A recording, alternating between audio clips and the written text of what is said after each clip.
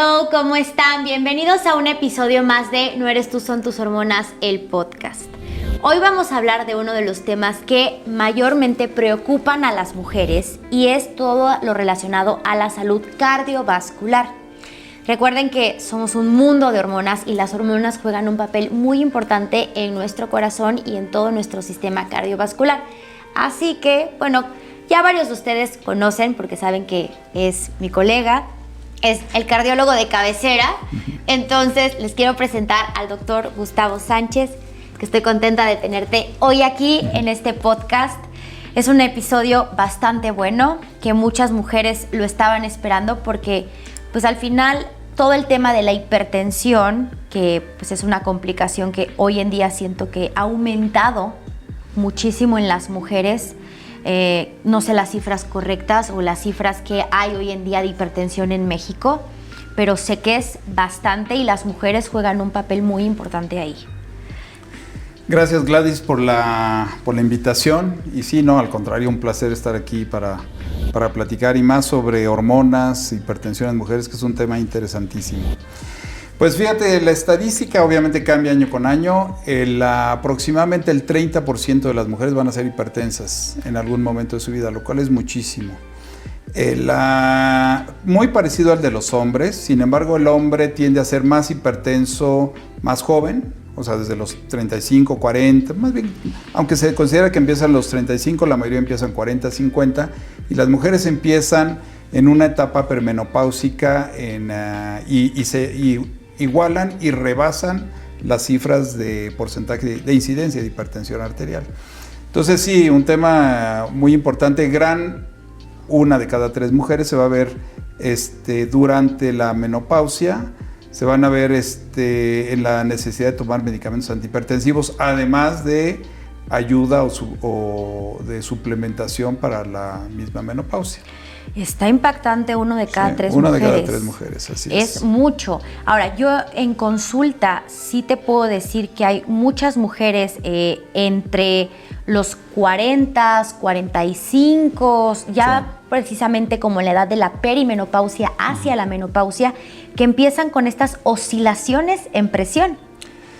Yo no sé, tengo y ahora tú me dirás, pero tengo apreciación de que la menopausia está empezando un poquito antes, como sí, que hubiera algo, porque vemos hipertensos de repente inicios de los 40 y empiezan con síntomas de menopausia. Yo, mira, creo que hoy en día los años y las cosas han cambiado mucho. Han habido muchos factores, factor ambiente, factor alimentación. Siento que el mundo ha rebasado en muchas cosas a la humanidad como tal. Y sí te puedo decir que al menos yo, llevo viendo pacientes en menopausia aproximadamente 10 años. Uh-huh. Y por lo general, una paciente en una menopausia franca oscilaban entre los 48 a los 52 aproximadamente. Sí, yo creo. Hoy te puedo decir que a partir de unos 5 años, 4 años para acá, en la consulta me enfrento a pacientes en menopausia entre los 40 a 45, 46, 47, pero la realidad es que, como tú lo dices, sí hay muchísimas mujeres que hoy tempranamente empiezan ya con este declive hormonal. Sí, yo tenía esa impresión y lo estoy viendo en el consultorio también.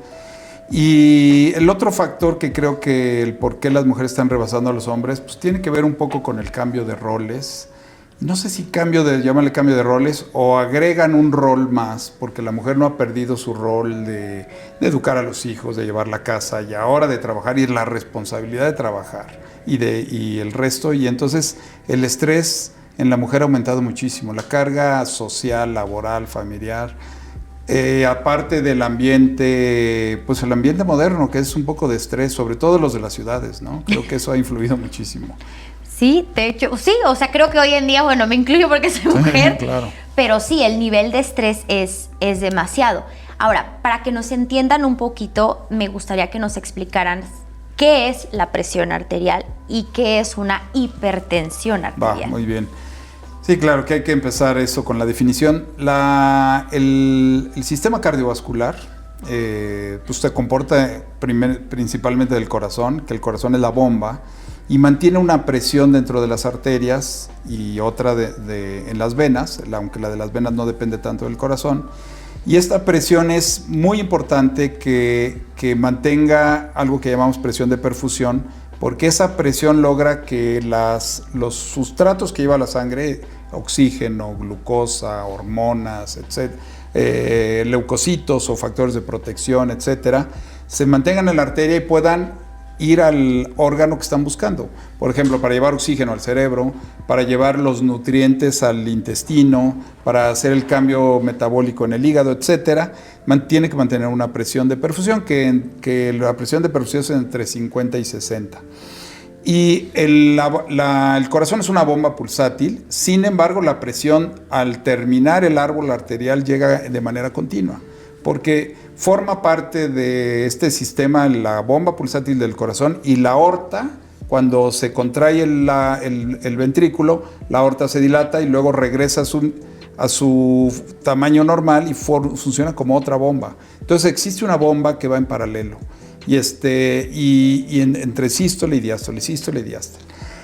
El control de la presión arterial es complejo.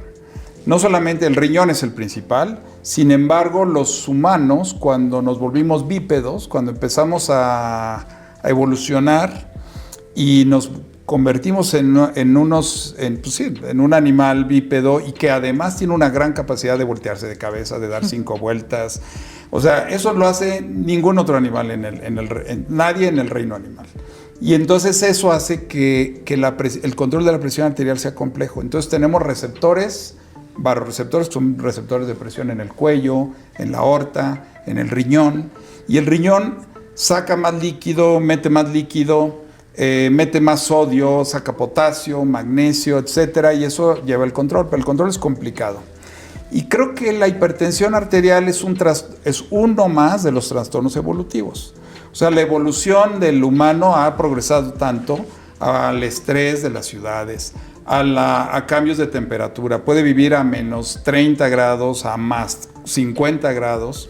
Y toda esa adaptación ha hecho que el sistema nervioso autónomo se vuelva complejo, y el sistema nervioso autónomo es el que controla finalmente también la presión arterial. Entonces, para mantener la presión arterial, los mecanismos son complejos y fallan. En el humano fallan. Pocos animales en el reino animal se hacen hipertensos. Uno de ellos es la jirafa, curiosamente, porque también tiene mecanismos de subir la sangre hasta el cerebro, ¿no? En un gran cuello. Entonces, esos mecanismos que tienen son los únicos que también tienen baroreceptores en cuello. Entonces, eso hace que es como el aparato que tiene muchos controles. Va a fallar. Los aparatos mecánicos o los automóviles mecánicos de antes fallaban menos porque tenían menos botones. Y ahora que hay muchos sensores y muchos, pues fallan. Entonces, ha fallado, y por eso ahora vemos mucha hipertensión. Entonces, presión arterial se sigue considerando normal, 120/80. Y mientras más joven es un poco más baja, mientras mayor es un poco más alta, y eso tiene que ver con la rigidez arterial. Así como vamos perdiendo elasticidad en la piel, vamos perdiendo elasticidad en las arterias. Y entonces, cuando las arterias se vuelven más rígidas, la diferencia de presión arterial de sistólica o la alta y la baja, o la sistólica y la diastólica, se hace más amplia. Y ese es un dato de rigidez. Entonces, también en la edad se suma todos estos trastornos. Más adelante hablaremos de los hormonales y todo, pero se suman a esos trastornos la rigidez arterial. Entonces, en términos generales, podríamos decir, 120/80, cercano o más menos 20, lo normal. Actualmente arriba de 130/90 se considera hipertensión arterial. O 130/88 se considera hipertensión arterial. Sin embargo, el tratamiento farmacológico debe iniciarse arriba de 140/90. Okay. Es decir, 130/90 debemos dar tratamiento no farmacológico. Ejercicio, dieta, disminución de estrés, sustitución hormonal, etc. Y si eso no funciona, entonces utilizamos los medicamentos farmacológicos. Y hay que tener en cuenta que, y ya de ahí son grados, ¿no? Leve, moderado y severo.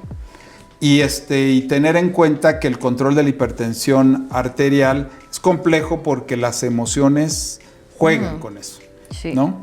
Cuando uno está más relajado, cuando uno tiene un mejor control de la ansiedad, etcétera, es más fácil controlar la hipertensión. No quiere decir que las personas relajadas no sean hipertensas. O sea, todo el mundo puede ser hipertenso porque tiene una cuestión genética y evolutiva, como ya dije, importante. Sin embargo, el estrés juega un papel importantísimo, tan importante como las hormonas. No, claro, yo creo que, a ver, al final, bueno, en todas las enfermedades que se denominan crónico-degenerativas tenemos los factores modificables y los factores no modificables, sí, ¿no? Y al final creo que hoy tenemos muchos factores modificables que tenemos en nuestras manos, que, a ver, yo he tenido pacientes que de repente igual, o sea, tienen un peso grande, una resistencia a la insulina, son un poco más sedentarios y empiezan con temas de hipertensión, que si cambian un poco el estilo de vida, como que ese switch, empiezan a hacer ejercicio. A ver, el ejercicio es una de las cosas que mejor tiene la presión arterial. O sea, hay atletas que tienen hasta la presión baja de todo ese ejercicio que están teniendo, ¿no? Sí, el atleta no solo la presión, sino la frecuencia cardíaca baja. Sí. Y eso también les da más reserva. Es decir, cuando hacemos ejercicio, sobre todo extenuante, la presión puede subir 40 milímetros de mercurio, de 120 a 160 sí, o hasta 180, eso se considera normal. Y siempre, porque es un fenómeno adaptativo, que necesitamos más presión, más circulación, más flujo, más gasto cardíaco, y eso es un fenómeno adaptativo. Sube muchísimo en las pesas. Las pesas no son tan buenas para el hipertenso porque el que carga 200 kilos, la presión arterial puede llegar a 300. Eso está estudiado en los que practican halterofilia. Y entonces eso puede ir provocando cierto daño en el corazón y en las arterias también. Claro. Yo siento que al final es un proceso donde el ser humano tiene que también tener algo pues adaptativo a lo que está teniendo y poco a poco también ir agarrando pues fuerza o estabilidad para que lleguen también a algo pues un poquito más estable, ¿no? Pues sí. Sí, o sea, alcanzar la estabilidad, bueno, alcanzar la estabilidad de la vida es complejísimo. En sí, la hipertensión también. En la hipertensión también, sí. Entonces, va de la mano también. Algo que quería mencionar en el diagnóstico de la hipertensión es que conocemos muy bien un ritmo circadiano de la hipertensión. Ok. Entonces, en este ritmo circadiano todos nos sube un poco, aunque no seamos hipertensos, nos sube un poco la presión a media mañana. El que es más madrugador más temprano, el que es menos madrugador un poco más tarde, y otro piquito menos alto a media tarde. Algunos decían, bueno, es que uno tiene hipertensión, le sube la presión cuando llega al trabajo y se enfrenta a las broncas del trabajo. Y en la tarde cuando regresa a la casa porque se enfrenta a las broncas de la casa. No necesariamente, pero sí hay dos picos que tienen que ver con el cortisol. Oh, claro. Con la elevación del cortisol en esos puntos. Y en la noche la presión baja mucho. Puede bajar 20 milímetros de mercurio. Sí. Cuando uno de los diagnósticos de hipertensión es que perdemos el ritmo circadiano. Es decir, las variaciones ya no son tan importantes. En los sistemas biológicos, como el humano, la variabilidad es lo bueno. La variabilidad es lo que nos ayuda, el que seamos adaptables a cuando necesitamos más presión subirla, cuando necesitamos menos presión bajarla, y eso nos hace que seamos muy adaptables. Y cuando no se adapta, cuando es muy plano, quiere decir que el sistema está fallando. Eso está muy interesante. Sí, es interesante. Una forma de diagnosticarla es con el estudio del monitoreo ambulatorio de la presión arterial, que es el MAPA, y cuando vemos que se aplana el dip nocturno, es decir, la baja nocturna, y los picos matutinos y vespertinos, aunque la presión no esté tan alta, sabemos que ese paciente o ya es hipertenso o va a ser hipertenso pronto. Wow.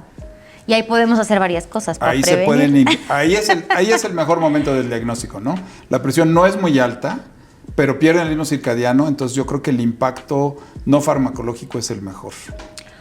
Mira, la verdad es que es muy interesante y siento que al final el cuerpo es muy sabio, el cuerpo también te da bastantes alarmas o alertas que a veces, bueno, no las escuchamos tanto. Y ahora, el tema de la mujer. Yo hace poco, que era lo que te comentaba, leí un artículo precisamente de el ciclo de la presión arterial en la mujer menstruante, ¿no? O sea, cómo las hormonas juegan un papel en nosotras muy importante en regular o mantener o subir o bajar esta presión arterial. Y este artículo decía que durante nuestra fase folicular, donde el estrógeno, estamos menstruando, es un estrógeno más bajo, la presión arterial es un poco más alta.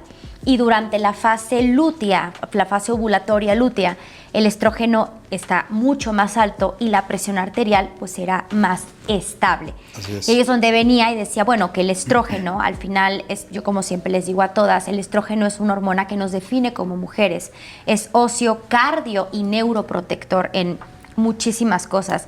Y hoy sabemos que por eso entrando este proceso en perimenopausia, la menopausia, la mujer tiene un patrón de riesgo a poder detonar una hipertensión.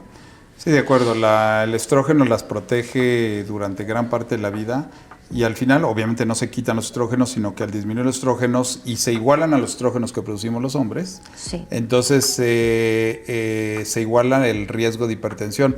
Incluso aumenta porque a lo mejor el hombre se fue preparando para esta situación durante toda la vida y de repente la mujer se queda o disminuye los estrógenos y entonces ahí es donde el riesgo aumenta. Hace rato también decíamos, la mortalidad del infarto en las mujeres es mayor que en la del hombre, la mortalidad de la cirugía cardiovascular es mayor en la mujer que en el hombre. En gran parte por esta ausencia de estrógenos que no estaba el cuerpo preparado a ello. Claro. Y otro dato interesante es que las personas que deciden ser mujer trans, que utilizan gran cantidad de hormonas, se ha estudiado con sujetos hombres de la misma edad o del mismo grupo etario, de la misma edad, y tienen menos riesgo cardiovascular, porque wow. los estrógenos las protegen. Entonces, eso fue un aviso de decir, el papel del estrógeno es importantísimo. Sí. Claro, ahí es a un nivel exagerado de estrógenos, pero el estrógeno es muy importante para la protección cardiovascular, a cualquier edad.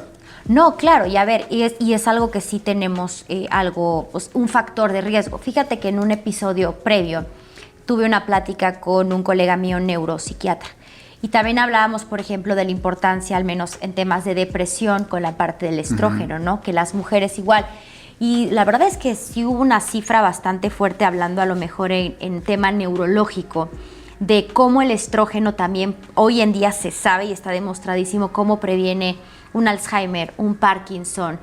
Y algo que habla mucho, te digo, en esta asociación de menopausia, en la NAMS, es cómo cuando la mujer empieza con un declive hormonal entre los 40 y tantos, 50 y tantos, hay varias alarmas que empieza a dar el cuerpo. Y una de ellas, por ejemplo, es el aumento del LDL, la disminución del HDL, los aumentos, o sea, el aumento de los triglicéridos. O sea, hay estudios que te dicen a menor estrógeno, más triglicéridos, más resistencia a la insulina, más triglicéridos. Entonces, la mujer empieza a tener también otros patrones dislipidémicos que son riesgo para una enfermedad cardíaca.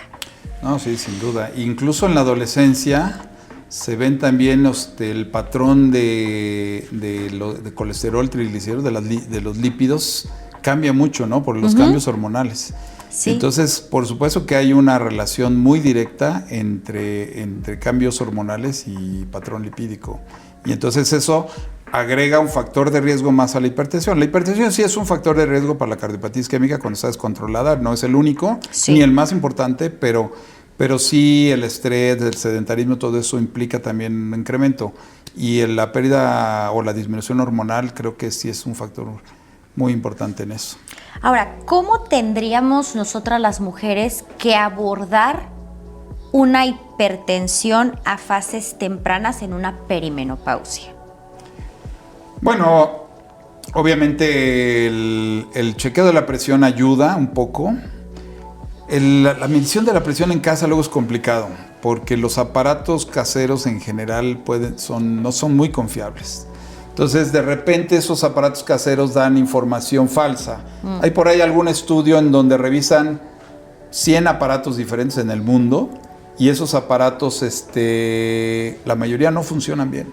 Entonces, también la medición en casa de la presión arterial puede ser un arma de doble filo. Habría que averiguar que el aparato esté bien funcionando, pero creo que el buscar en la perimenopausia, escuchar el cuerpo, que se me hace importantísimo, hacer más ejercicio, cambiar la dieta, sí, porque a lo mejor llevamos una dieta y de repente con el cambio hormonal se necesita otra. Sí. Yo no le sé tanto a eso, pero tú nos podrás decir de eso, pero el escuchar el cuerpo para cambiar la dieta, cambiar nuestra actividad, el ejercicio que hacemos, a lo mejor un mejor manejo de estrés a esa edad, todo eso pueden ser factores preventivos. Obviamente la mejor prevención es empezar tempranamente, mucho antes de la perimenopausia. La enfermedad aterosclerosa, y ya sé que estamos hablando de hipertensión, pero la enfermedad aterosclerosa, que es cuando se forman placas de colesterol, es una patología que es una enfermedad que inicia 25 o 30 años antes de que se presente. Wow. Entonces, al que se le tapan las arterias es un reflejo de cómo se portó 25 años antes. No, porque de repente me dicen, oye, pero el año pasado empecé a hacer ejercicio, ya estoy comiendo sano. Le digo, bueno, pero comiste hamburguesas 20 años, ¿no? Entonces, en realidad hay que empezar con una dieta saludable y ejercicio saludable desde antes. A la mujer que la menopausia la agarre con un cuerpo sano, una alimentación sana, una mente sana, seguramente estará en mejor posición para defenderse de la hipertensión. Yo creo que sí, porque sí es bastante. Fíjate que en una estadística en la maestría de menopausia que yo hice, venían, por ejemplo, todas las complicaciones cardiometabólicas que tiene la mujer en general o las complicaciones que tiene la mujer con un declive hormonal. La primera sí eran las neurológicas y la segunda eran las cardiológicas. Entonces, porque igual, pues era lo que platicamos, digo, en este episodio de que la mujer se enfrenta en la peri y en la menopausia cuando tiene el síndrome del nido vacío, sí. Que los hijos se van a estudiar, pues que es el reencuentro del matrimonio, entonces como que tienen toda esta parte también emocional, más la parte emocional, y te lo juro, yo en consulta Gladys, es que fíjate que empiezo con dolores de cabeza, de repente palpitaciones y me diagnosticaron hipertensión. Entonces, para ellas es un golpe muy fuerte, porque no nada más es el bochorno, la sudoración, el líbido bajo y demás, sino aparte de todo ya es un nuevo diagnóstico. Sí, luego digo yo, pierden a los hijos de la casa y pierden la salud al mismo tiempo, sí. O parecido. Sí, es el middle age crisis. ¿Sí? Pero bueno, por supuesto, y además ahora hay mucho hincapié en que el deterioro cognitivo tiene mucho que ver con el sistema cardiovascular, por la perfusión hacia el cerebro. Entonces, porque no sabemos, es un tema que no sabemos muy bien. ¿Por qué ahora vemos más demencia? ¿Por qué ahora vemos más deterioro cognitivo, llámale Alzheimer o demencia? Y cuando estudias la salud de los vasos, de las carótidas, de los vasos intracraneanos, hay una correlación. Sí. A lo mejor del endotelio, a lo mejor de la reserva capilar, que son difíciles son dos situaciones muy difíciles de estudiar, porque no hay un estudio fácil de eso, y hay correlación. Es decir, el hipertenso tiene una reserva capilar menor, sí, porque está como adaptado a tener esas presiones altas. El ateroscleroso, aunque no tenga placas de colesterol tapando las arterias, tiene algunas capas de colesterol delgaditas que no se ven, y que eso disminuye la perfusión hacia el cerebro. Entonces, actualmente se le está dando mucha importancia, se nos ha dado el papel a los cardiólogos de decir, también es responsabilidad suya la prevención del deterioro cognitivo, no solo de los neurólogos. Viendo la salud vascular, que ahora hay esto de la edad vascular, sí, estudiar la edad vascular y no solo eso, sino un buen control de presión arterial, identificar a tiempo factores de riesgo. Y fíjate que hay algo también ahorita, que hay un nuevo estudio, no sé si has escuchado, del tema de la microbiota con la hipertensión arterial. Claro, eso está padrísimo. De verdad, yo el otro día que estaba leyendo un artículo, tengo un curso de microbiota justamente que hace poco hice, y estaba impactante cómo de verdad ciertas cepas o ciertas bacterias tenían muchísimo en temas de presión arterial, o sea que incluso estaban haciendo unos probióticos, sí, que no sé cuánto reducía la presión arterial con el uso de los probióticos. No, ya están a la venta algunos que lo dicen, y con algunos estudios, y en diabetes también. Sí. Creo que lo de la microbiota va a cambiar, Va a cambiar, pues sí, pero también lo que les digo, a ver, ¿de dónde parte de la alimentación? Sí, claro. Entonces, ahí es donde regresamos un poco a factores modificables que sí podemos. Y otra cosa que yo te iba a comentar, que, a ver, apenas me estoy adentrando muchísimo a eso, pero está impactante. El año pasado, nosotros los médicos integrativos, cada año tenemos un congreso anual donde van doctores de todo el mundo, igual cardiólogos, psiquiatras que ya están un poco más metidos a la medicina integrativa. Y el año pasado fue el óxido nítrico el tema boom. Sí, o bueno, sea, con lo del cómo todo. se va perdiendo, Sí. cómo si no tenemos buena, calidad de liberación, pues vamos generando problemas cardíacos. Bueno, eso tiene mucho que ver con la salud endotelial, porque Sí. el óxido nítrico se produce en el endotelio. Yo soy intensivista también y que manejo pacientes en estado crítico. Y ahí, ahorita pasó de moda, pero gran parte de los choques que se producen por cáncer o pacientes sobrevivientes de cáncer por quimioterapias y eso, es que la quimioterapia y algunas infecciones dañan muchísimo el endotelio. Entonces hace que se produzca menos óxido nítrico o en exceso óxido nítrico, producen vasodilatación. Hubo a la venta un medicamento hace muchos años que era un inhibidor de óxido nítrico que utilizamos mucho en sepsis y luego hubo algunos problemas con él y se dejó de utilizar, pero el óxido nítrico es una sustancia que conocemos desde hace mucho, que está recuperando papel y en casos tan graves como de terapia intensiva. Entonces, creo que lo del óxido nítrico puede, y seguro tiene que ver con la microbiota también, ¿eh? No, te juro que mira, yo he estado ahorita leyendo varios artículos y de hecho yo estoy tomando ahorita un suplemento ahí que es como para deporte, rendimiento físico, cognición y demás. Y sí tiene como un blend de sustancias naturales, o sea, es como, haz de cuenta que es como plant-based de óxido nítrico y viene betabel, jengibre, y no es por nada, está muy bueno, ¿eh? O sea, rindes, bueno, tú sabes que yo tengo disautonomía. Sí, sí. Entonces, la realidad es que un día, les voy a contar algo, cuando fui con Gustavo hace mucho tiempo a consulta, me decía, no sé cómo corres teniendo disautonomía, pero bueno, yo seguía corriendo. Obviamente no me he hecho un maratón, es más chiquitas, distancias chiquitas. Pero fíjate que sí ayuda, o sea, mantienes una presión más estable, no sientes ese sube y baja, o sea, está muy bueno. A lo mejor con el ejercicio produces más hormonas, a lo mejor el óxido nítrico también puede ser. Yo creo que seguimos sin conocer el cuerpo humano. No, es una maravilla. Y la verdad es que, bueno, yo siempre, antes de cualquier cosa, siempre pruebo, la verdad. Sí. Y te puedo decir que sí, o sea, sí hay muy buenos cambios, o sea, en temas de cómo yo me he sentido a lo mejor en un tema ejercicio, ¿no? Que a veces pues te sientes un poquito diferente. Sí. Fíjate que yo probé de la microbiota, probé unos nuevos bacilos que salieron nuevos, lactobacilos de estos que se usan para el sistema le llaman cardiometabólico incluso para... Ok. Lo tomé 2 meses y sí te puedo decir que me cambió. Bajé un poco de peso sin cambiar mi dieta y me sentía mejor, me sentía más sano. No es que me sintiera mal, pero me sentí mejor.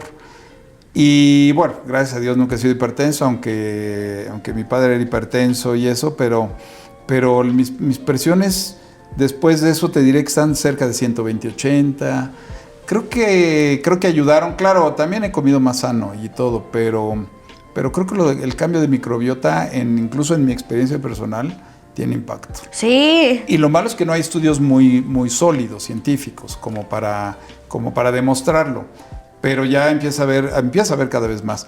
Y hay estudios genéticos de la microbiota. Sí. Es decir, el cambio de la microbiota en los genes de la propia microbiota va a tener efecto en tu... no es manipulación genética, pero en tu epigenética. Es decir, cómo los genes se manifiestan en ti. Que al final la hipertensión es epigenética pura. Es genética. Sí, pues que al final tú puedes tener el gen, pero si eres una persona atleta, eres una persona que se alimenta, que duerme bien, porque el sueño también es muy importante para la presión arterial. Y demás, que eso también es lo que, por ejemplo, a las mujeres les afecta. Regresando al tema un poco de mujer, les afecta cuando les viene el bochorno, principalmente nocturno, no duermen, y eso también les repercute mucho en la presión arterial. Sí, digo, y en los hombres y en las mujeres que ahora también, a lo mejor le estamos poniendo más atención al síndrome de apnea del sueño. Sí. El síndrome de apnea del sueño, cuando lo reparas, es decir, cuando los pones a dormir con CPAP o bajan de peso y tienen menos apneas y la oxigenación es más estable durante el sueño, la presión al hipertenso se regula más. Sí. Y a veces puedes quitar medicamentos. Tomaba 3 medicamentos para la hipertensión, le quitas la apnea del sueño y ahora le das uno solo. No, está impactante, la verdad. El sueño, ya dijimos todo. El sueño, el ejercicio. La microbiota. Microbiota, bueno, es que le tenemos que poner atención a todo. O no vamos a controlar a nadie. Pero eso es a lo que vamos, o sea, ¿ves? Porque es muy importante hacer todo integral, porque al final tú tienes que ver cómo duerme el paciente, cómo come el paciente, cómo es su salud digestiva, cómo es su salud ambiental, cómo es su estrés laboral. O sea, al final tienes que ver también por qué no le está funcionando un tratamiento. Entonces yo creo que al final es integrar, pero pues, es algo muy bonito si se hace totalmente integrativo. Y algo que sí es como les digo a ellas, o sea, todas las pacientes en temas de menopausia, se escuchen a su cuerpo, no normalicen el de repente empiezo con picos de dolores de cabeza, porque a veces esos dolores de cabeza puede ser que estén teniendo un movimiento también en la presión arterial. Mareo. Mareo. Yo creo que sí, hablando un poco de los síntomas así iniciales, dolor de cabeza es muy importante y a veces el dolor de cabeza matutino, es decir, que abres los ojos en la mañana y te duele un poquito la cabeza, ese es el que más está relacionado con hipertensión. El otro es un dolor pulsátil, un dolor de cabeza pulsátil. Los pequeños mareos, que a lo mejor todos tenemos mareos un poco al levantarnos rápido, sin embargo, si el mareo dura más, si el mareo ahora se presenta en otras circunstancias, también el tener pequeñas palpitaciones, o el caminar y tener inestabilidad al caminar también es otro dato de hipertensión arterial. Ahora, hay que tener en cuenta que la hipertensión es el asesino silencioso, ¿no? Sí. O sea, puede no dar un síntoma claro y los síntomas ser demasiado tenues y sí se necesita mucha integridad para escuchar al cuerpo, la verdad. O sea, necesita estar en el presente. Sí, claro. Y sobre todo que ellas sepan distinguir también y vuelvo a lo mismo, no normalizar, acudir a una revisión, que a nadie nos hace daño revisarnos el corazoncito de vez en cuando, una vez al añito si quieren, pero es como les digo, a ver, siento que al final tenemos que revisarnos de todo una vez al año, un buen check-up para también ver cómo están sus niveles, y es algo que a ellas, o sea, mis pacientes saben que vienen a consulta de su perfil hormonal, su perfil lipídico, o sea, todo para ver pues qué está pasando. Esto que dices de lo de normalizar, ahorita me vino a la cabeza, sí es cierto, muchísimas hombres y mujeres te dicen, no, es que me siento mal, pero pues ya tengo 50, yo creo que es normal sentirme mal. No, le digo, claro que no es normal sentirse mal. No, si hoy la esperanza de vida ya es de 80 para arriba, entonces, ya, claro. o que piensan que es por edad, precisamente. Sí. O sea, pensar que te sientes mal por edad, creo que tienes razón, es un completo error. ¿Vieron? Sí. Pero bueno, ya se nos acabó el tiempo. Oigan, pues espero les haya gustado. Siento que es un tema muy importante para todas nosotras las mujeres y también para los hombres, obviamente, pero bueno, este episodio era más dirigido a mujer. Después invitaremos a Gustavo a que nos hable de complicaciones tanto en hombres como en mujeres. No. ¿Va? Mil gracias. No, hombre, de muchísimas verdad. gracias por la invitación y lo que yo pueda aportar, con mucho placer. Muchas gracias. Cualquier duda déjenlo en los comentarios y nos vemos en otro episodio. Bye. Hasta luego. Bye, bye.